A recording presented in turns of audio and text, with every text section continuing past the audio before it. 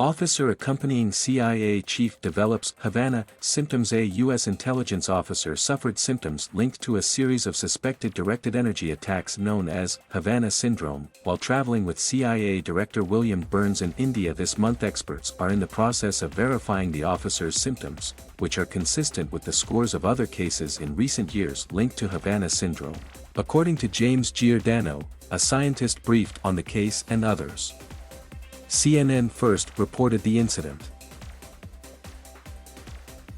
Defense and intelligence agencies have ramped up investigations of what appears to be a rising number of incidents in which personnel have suffered symptoms consistent with being exposed to directed energy.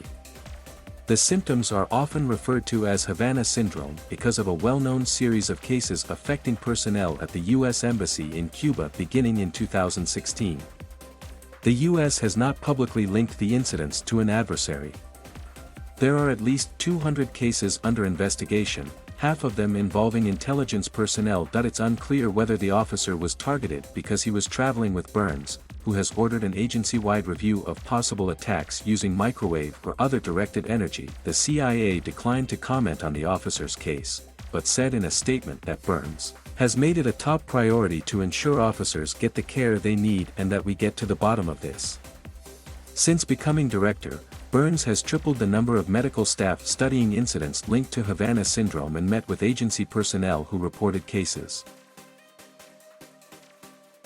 The incident in early September occurred just a few weeks after two possible cases of Havana syndrome delayed Vice President Kamala Harris's trip from Singapore to Vietnam.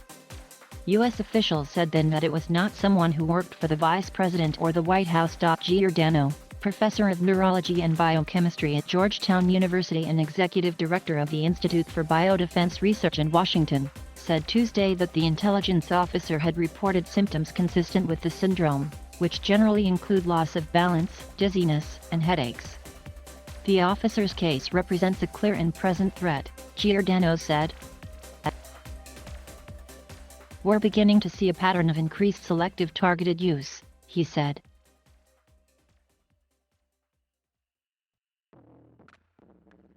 Thank you for watching. Please subscribe.